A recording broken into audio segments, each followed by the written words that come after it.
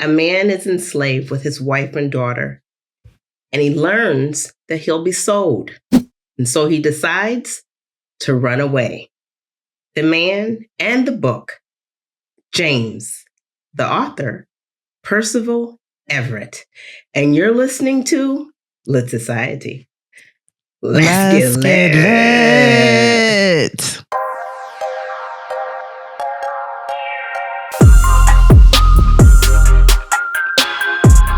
Hi, readers. This is Alexis.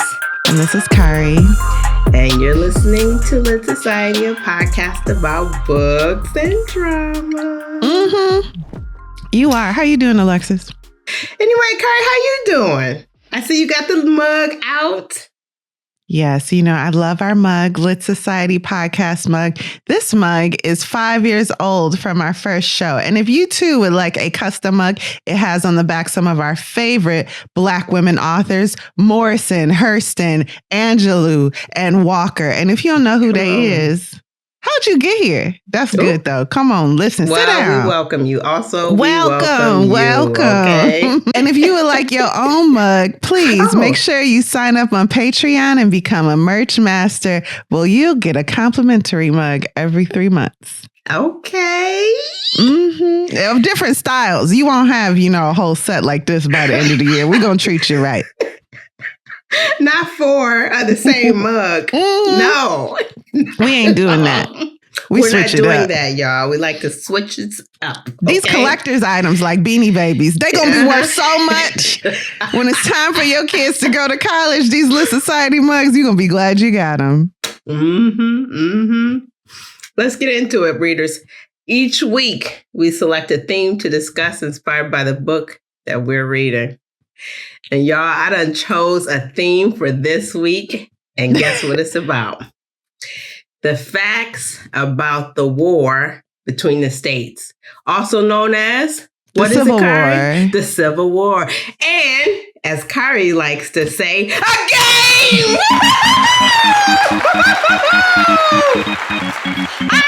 Test question! I can't wait! All right.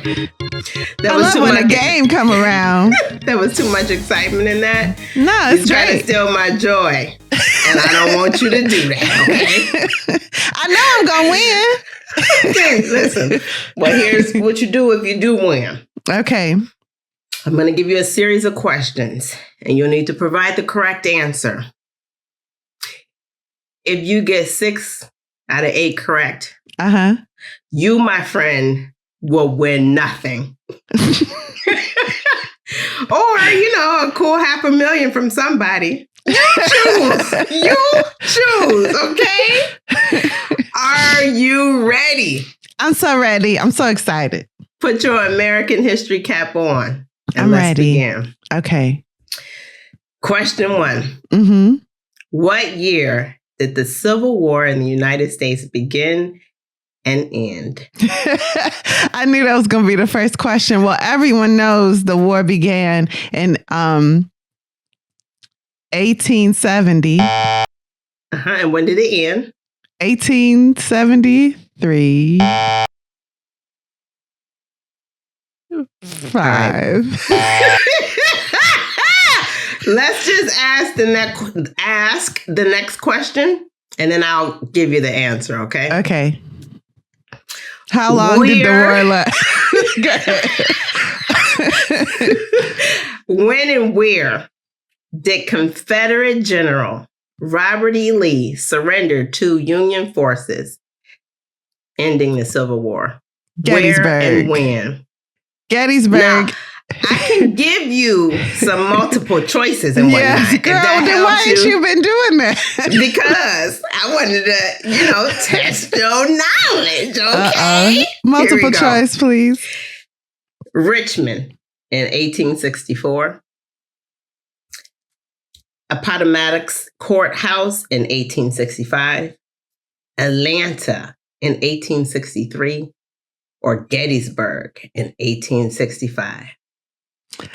Wow, I was really off. Gettysburg in 1865. All right, answers wrong. For real? Yeah, both your answers are wrong. Okay. Well, I know it wasn't Atlanta. Right. They ain't never been enslaved. You see them hairstyles? Get out of here. That's a free people. That's free people.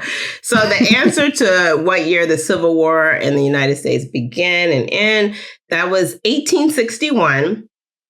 And when you corrected yourself, you were correct. 1865 was the end. Okay. Mm-hmm. Thank you for your generosity. And where? And so it ended in 1865 at Appomattox Courthouse in 1865. That's when he surrendered. I knew you made that up, so that was never going to be. I said, "Oh, it's Virginia." I didn't think it was Virginia, but okay. But now we find out it was at Potawatomi Casino. In what year? 1865. Yeah, now we know. Okay, thank you. Question 3: how many states seceded from the United States and made up the Confederate States of America, and what states were they? There is no multiple choice for this one. I just need answers. The states are, yikes, Georgia, Alabama. They just joined the Union last year, Alabama. Where else? Mississippi. Good job. Keep going. The Carolinas? Yes. And then I don't know any other states. Well, think about your southern states. Oh, it has to be Texas. Excuse me. I don't know if Florida existed. Yep, Florida. Okay, so Florida, Texas, and that's it. Almost. So close. Oh, Missouri. No. Oh. Missouri was a border state. Still is. Okay. So there's a total of 11. And the missing states are Louisiana, Virginia, Arkansas, and Tennessee. Yeah. Oh, yes. So a total of 11 states withdrew from the United States in order to create the Confederate States of America. Okay. Question 4. What were 2 major causes of the Civil War? I'll give you multiple choice. But if you know, please share. So, slavery, and however you want to package that, that's what it was. And the economy, so money. And that's like one cause. So I need 2 causes. So you need 2. Also, we have the facts. What is it, Alexis? It's early. In fact, let's start over and make me sound way smarter. What is it, Alexis? Hey, Team Literati, Kari here. Welcome back to the podcast that brings your favorite stories to life. Alexis and I have something extra special for you this week, and it's all about making our community even more connected. This week's episode is all about James by Percival Everett, and this was a book I fell in love with from page 1. After I finished, its characters and the events in the book, their underlining meaning still gives me thought. Like throughout the day, they keep coming up in my mind. This is not an episode you want to miss, but there is a catch. Only our paid Patreon members have access to this week's episode in full. By becoming a member, you're not just getting bonus episodes like this one, but you're supporting Alexis and I and our show, ensuring we can continue delivering the bookish discussions that you love. And that's not all. As a paid Patreon member, you get access to exclusive content, behind the scenes content. You also get information about future live shows and some fun merch. So if you don't want to miss this week's episode and our full deep dive into James by Percival Everett,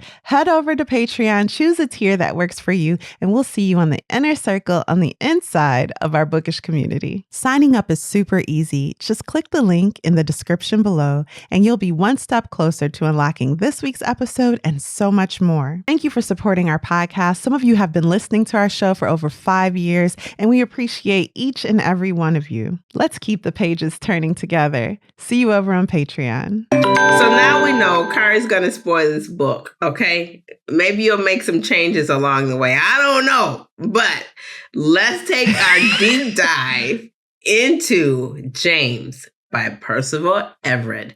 Kari, you have the floor. Alexis, this is your show also. Do you think I should spoil this book? I don't. Oh, no. Once I was reading the book, I was like, ooh, this is a new book. I know it's a new book because I had seen all his other books. I don't think you should. Or tread lightly. Tread lightly. You guys, I am going to get through the plot of this book, but I will hold back on some of the details. I have to tell you, even the parts I'm going to spoil, when you read them, they will be made anew. Don't feel like if you know these plot points, the story is ruined for you, because this story is more so not in the words, but in the vibe, the feeling, the atmosphere that the author puts you in. And that can be duplicated by knowing. The way you read the book will be different from the way someone else reads the book. Does that make sense, Alexis? It makes sense. I get that. I can see it. I can see that to be true. So let's begin. Part 1, Too Late. Our story begins with the words of a minstrel song. I come to town the under night. I hear the noise and saw the fight. The watchman was a running round, crying, "Old Dan Tucker come to town." So this is a 19th century minstrel tune of unknown origin known as Old Dan Tucker. And it's in exaggerated Black vernacular English. The lyrics tell of a man named Dan Tucker, his exploits in a strange town where he fights, gets drunk, overeats, and breaks other social taboos. The song regained some resurgence in Michael Landon's television adaptation of Little House on the Prairie. And it's a semi-autobiographical book series. So the character Isaiah Edwards was frequently heard singing or whistling Old Dan Tucker during the show in various episodes. Anyway, our book then continues with Turkey in the Straw, another minstrel song. Then Blue Tail Fly. Do you know any minstrel songs that you were taught to sing in school? Maybe. I didn't know that's what they were. I can't think of any.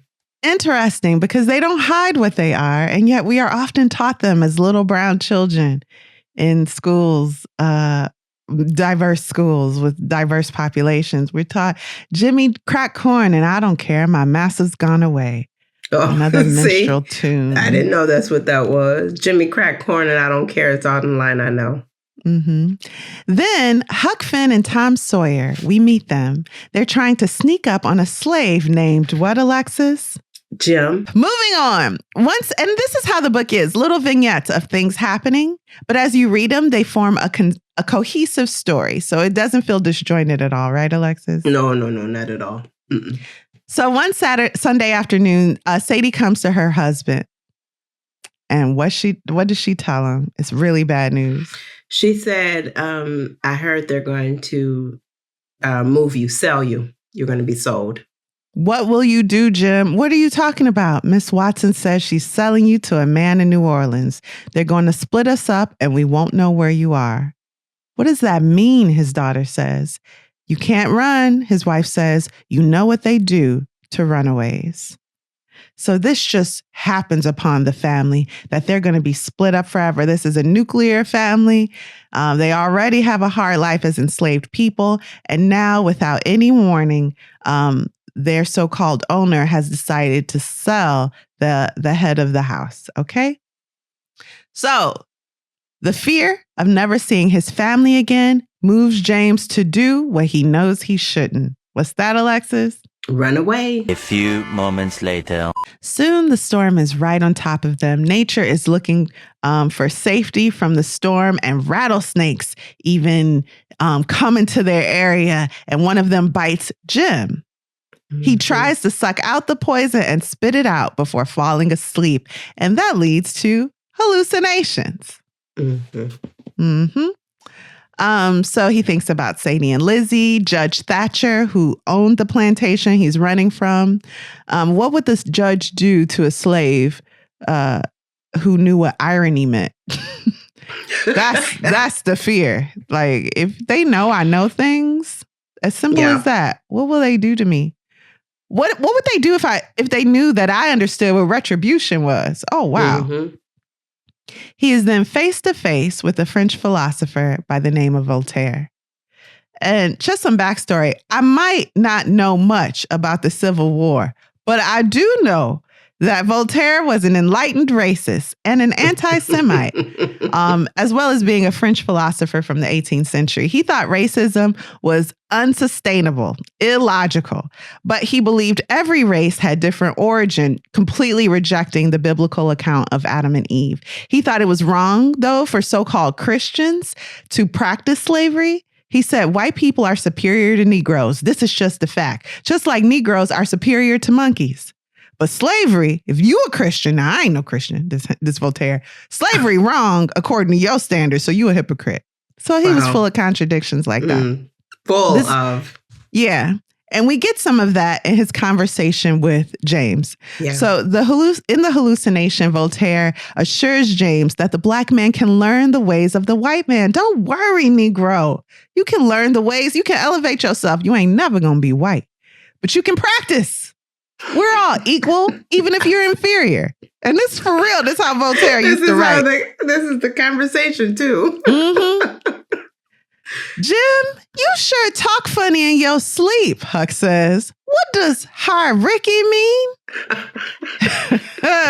And then Jim's like kind of scared. He's like, that snake must have put the devil in me. Much later. Soon the two cross paths with two conmen. And this is where Alexis was laughing. This is one of the most humorous parts of the book. So these are two white men who, other than their race, are unalike in every way. Like one is tall, one is short, one is thin, one is fat. One is older, one is younger. Yeah, exactly. So one says he's a duke. He gives this story about how he's actually a duke. And, this is his situation right now until he gets back to his noble family. The other says he is the former Dauphin, the missing son of Marie Antoinette, and the rightful king of France. He then goes into the king and the duke. Mm-hmm. The king and the duke now we have. I is Louis the 17th. I was sneaked out of France in the barrel of some stinky cheese. He then weeps in his hand for being so dreadfully far from his home. And no one here even calls me your majesty. The two men could not be easily shed, James says. They are insistent on keeping with the boy and James, even though both Huck and James know that they're complete liars. But Huck is very entertained by them, even though he knows they're phonies. The two men also don't understand the relationship between James and Huck. And Huck's like, he's my friend. And they go, huh? He's your slave? And Huck goes, I guess so, uncomfortably. The four of them now begin traveling. And the king tries to sell Jim to a passerby, infuriating Huck. They all soon find their way to a religious revival. What happens during this hilarious and sad revival, Alexis? So during the revival, the king and the duke see an opportunity to also get money from the people. Yeah, because the pastor is standing above everybody going, woman, what's wrong with you? I got uneven legs. And then the pastor goes, Lord, this woman got uneven legs. Please heal these Sorry. Please heal these mismatched legs. Sorry. He goes, Lord, this woman got uneven legs. Please heal these mismatched legs. The woman begins walking, people clapping, singing, fainting, and parting with their money like they don't like it. Mm-hmm. Okay. And they just see this as an opportunity, the king and the duke, to get some of that money too. They didn't go to the show. The show came to them. What they supposed to do? They're conmen. Yes. Mm-hmm. Huck whispers to Jim, they is all big phonies. Then the king and the duke take the stage to the pastor's chagrin. And they claim to have once been pirates. Yes. So they're not giving the king and the duke story to this crowd. They're giving a pirate story. But they were found by the Lord at a revival like this one. The crowd goes, oh, wow. The crowd is now hanging on to their every word. And then one of them points to James and says, I found this Negro named Caesar gnawing on the bones of a missionary, but look at him now. He's a slave to the Lord. And they go, yes. While the con men collect the crowd's money and they tell Huck to go around and collect. And don't be quick with it either. Linger over them so that they get embarrassed and give you even more money. Okay? So while this is happening, one of the men decides, I will now recite to you a section from Shakespeare because they don't know no scriptures. So they like, let's entertain the crowd while we, what you call them when they take the money from the sheep? Fleece the flock. While you're fleecing the flock, we gonna entertain you a little bit. Shakespeare. Now, this is where you think he'd go, to be or not to be? Nah, he chooses the Merchant of Venice. And he begins with, I am a Jew. Hath not a Jew eyes? Did he say he was a Jew? Someone in the crowd shouts. You must understand, these are lines from a play. That's what Shakespeare says. Shakespeare was a Jew? No. So now the people are all riled up. The crowd is lost. They are furious. They mad. They got Jewish pirates and they parting with their money. They stop. And now the pastor, Mac, or the preacher, because the crowd stopped giving money. So he reclaims the congregation from the Conmen. And one of the Conmen, the one who was reciting Shakespeare, looks at Jim and says, come on, Octavius. I thought you said his name was Caesar. Someone from the crowd says. It is customary for the Negroes who come from where he's from to have 2 or 3 names. The crowd decides to hang all the men, including the white ones. And so the 4 of them, Huck, James, and the 2 con men, run. As they're running, they pass a sign for a wanted runaway Negro. The con men see it too. They see that sign. Huck and Jim break away. And then James unloads something, just a little bit, onto Huck. He says, Huck, you know who you live with now? Your pappy and Mrs. Watson, those aren't your parents. I knew your mother. She was nice. Was she pretty? I can't say if she was pretty because she's a white woman and I ain't trying to lose my life, but she was nice. Across the water, they see a steamboat on fire and people jumping ship. All Jim can think of is getting to the Ohio River, but the con men catch up with them. They are now in the slave selling business. So the con men have changed their tune again. They're no longer the king and the duke. They're not pirates. Once they catch back up with Huck and James, they have that wanted runaway slave poster with them. And they're like, now we know y'all's game. We know what's going on. And they tell Jim, either we can beat you or we'll beat Huck. And so Jim sacrifices himself and they beat him until he's limping. And then they make him walk through the street and they're like, we gonna sell you and resell you. And that's how we gonna make some money. And you better not limp because then won't nobody want to buy you. The 4 pass a saloon and the con men go inside. A drunk man gives Huck and Jim directions to the river, which is still their goal to get to.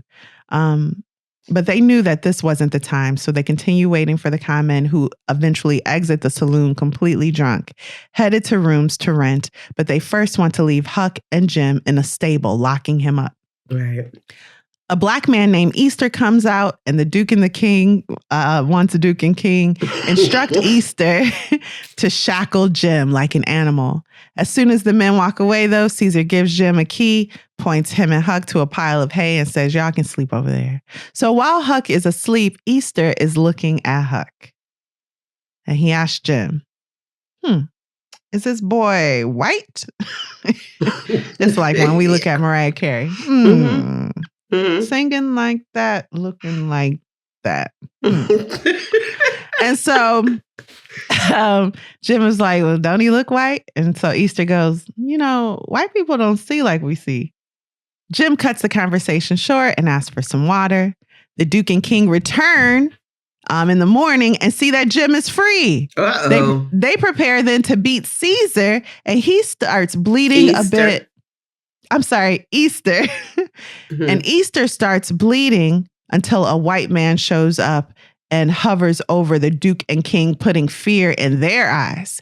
He demands compensation for his injured slave, the white man does. And so the man claims Jim until Caesar's healed. So until my slave, who you didn't have a right to beat, until he's healthy enough to work for me at the level that I expect, I'm taking your slave, who I assume is Jim James. The two con men take Huck as a type of blackmail against James. They know James won't run as long as Huck is in their possession. Alexis, what did you think of James by Percival Everett, and would you recommend this book? I enjoyed reading this book, so I listened to the book. Like I said, I mentioned at the earlier set of this show, I listened to this book. I want to have this book in my hand so bad so I can read the pages because I enjoy every bit of it. I can't think of a part within this book that I didn't enjoy. I really love the humor in the book. It is so much humor, and boy, did I laugh. The way he tells his story, but his writing is excellent. He's a really great writer, and it just comes through in everything. The way he talks about the minstrel shows, he just reveals so much information. A little, what do you call it? Forecasting that he does throughout the book. Foreshadowing. Foreshadowing, yeah. I just love it.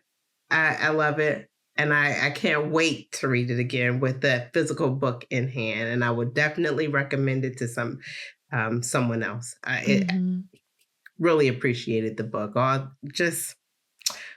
No words. I really loved it. How about you, Kari? Would you recommend this book? Yes, I enjoyed it, and yes, I would recommend it. This is a book you can get for free through your library in the Libby app, or I'm not sure it's in Hoopla, but it is in Libby. I didn't see it in Hoopla. Okay. Of course, that is based on the stock your personal library holds.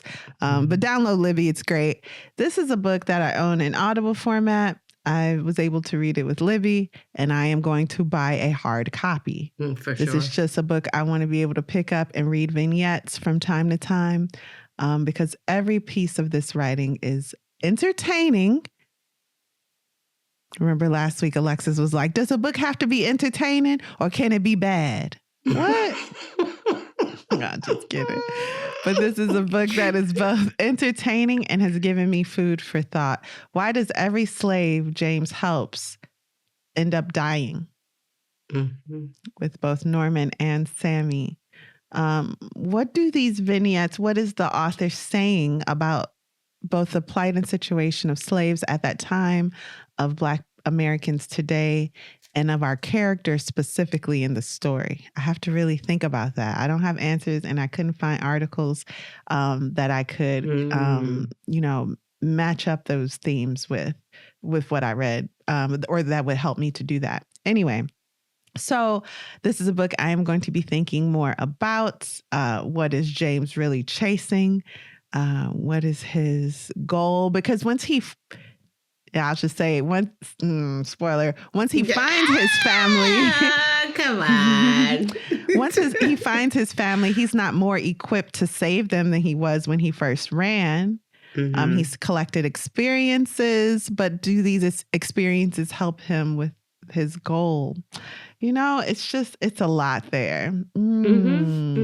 It's a lot. It is something about slaves selling each other, something about him not wanting to be sold to the law. I don't know if you remember, but when they enter the town, the first man Norman tries to sell James to is like the constable. And James is like, man, you dumb. And then the constable's like, what's your slave's name? And he goes, Jim. Even knowing that there's a sign for a runaway slave named Jim. So why isn't Norman as savvy and bright as we think he should be? Because he hasn't had he hasn't had the same experiences. He can't. He's not required to be. He's not required to be. Yeah. And there's something in that. Go ahead. because he's had a hard life. He was a slave, and he's trying to buy back his family. And it should be said that these wives, both Norman's wife and James's wife, are going to be breeders. They're going to be bred like cattle. This is real fear that these men have. So their entire focus is getting back to their wives and saving their wives, and in James' case, his child. And there's something about that also. There's also a scene of assault, and James considers taking the life of the monster in the moment who is assaulting a slave, but he doesn't because he knows all the slaves will pay and the monster will just assault the same woman again or someone else. But he does end up taking the life of this, who he calls a monster. And is it out of opportunity because it's now too easy not to kill him? Or I don't know. I have to think about this book. So before I continue rambling, let me wrap it up. Did I enjoy this book? Yes. Would I recommend it? Yes. And although there are points in the end which are a bit violent in nature, it does not linger on the violence. What we are to focus on is the dialogue. It is the turns of phrase. It is the way characters are focused on the things that they shouldn't be focused on. Like there's a point where I'm telling stuff. Oh, well. Yeah. James is pointing a gun at someone and he says something like, I think you need to do this, this, and this. And the man goes, why are you talking like that? Was the fact that it wasn't the gun. He just could not fathom how James could be. Alexis loves phantoms. I love phantom. He could not comprehend how James could be using such clear speech. He did not. Why are you talking like that? Gun pointed at his face. And all he could worry about was how James could speak like that in that manner. Yeah, there's something there. And then I was also a little offended. Like, why does he have to speak proper English? That's not a sign of intelligence. But what I think the point is that James can speak in a way where he can be understood on deeper levels. And that is the point of language. So no, we don't have to be speak. Understood. And how you speak is connected to how you think. So if your vocabulary is simple in that it is maybe, it makes me think of 1984. If you can control language, you can control thoughts. So if people have a small constructed, what am I trying to say? Like, and the way they construct their conversation, Yeah. And if their language is cut down for whatever reason, that also has an effect on how deep you're able to think. If you can't form the words for others, it also is a reflection on how you form ideas to yourself. And this is true. So it isn't so much about James speaking this great English and knowing philosophy and all this. It's the fact that he's able to think deeper about things than in the way they're just presented to him. And that goes in how he thinks about Voltaire, how he talks about John Locke, how he has these dreams and he's able to think about the things that these men have written, and it comes out in his dreams and he's having these conversations with them. So that's all. It's all in there. It's how he thinks because he has language that he's been able to read. So it makes it really a great book. Yep. So would I recommend it? Again, I think I've said this 5 times. I liked it. I'd recommend it. Great pick, Kari. Yeah, excellent pick, Kari. Thank you for that book. What are we reading next week? We are reading All My Sons by Arthur Miller. This is perhaps like our 3rd play. And I got some Tennessee Williams we're supposed to break into. Yeah. We'll do that. I'm going to replace, I think, November 10th's book. Oh, okay. With another play, but next week, I'm sorry, November 14th book. But anyway, next week we are reading All My Sons by Arthur Miller. Do you know Arthur Miller? Yeah, that is Death of a Salesman. Okay. Did we read that for the show? No, because I've never read Death of a Salesman. Well, now we got to do that. Great. You read it in school? I didn't really read anything in school. I read the Cliff Notes. Okay. Thank you for listening to Lit Society. Just kidding. Who are you doing that for? I don't know. This is for the Patreon. Hey, boom, boom, boom. You guys, this is a Patreon exclusive episode for paid members exclusively. So if you're a paid member on Patreon, you get this full episode in all its glory. Oh, we're going to have so much fun. If you watch this on YouTube, this ain't the full show. This ain't it. This is if you listening to us on Spotify, unless you got a paid account, this is only some of the goodness. Get you all of the goodness. It's like $2.99 a month. Mm-hmm. We got a free membership, but if you paid $2.99 a month, you can listen to this full show and others like it. All right. End commercial. Patreon. That's patreon.com/Lit Society Pod. And then go get you some. There's a note. That's right. Do it on the .com. All right. Thank you for listening to Lit Society. We look forward to meeting up with you next week, Thursday. Lit Society is brought to you by Alexis Honoria. That's me. And Kari Herrera. Hey, what's my name? That's okay. Kari Herrera. Support the cause by leaving a 5-star review for our show on Apple Podcasts and Spotify, and leave a comment on Apple about why you absolutely love us, because we love you too. If you've enjoyed what you just heard, tell a friend about Lit Society. Visit litsocietypod.com for show notes, this month's book list, and to sign up for our amazing email newsletter. And until next time, read something.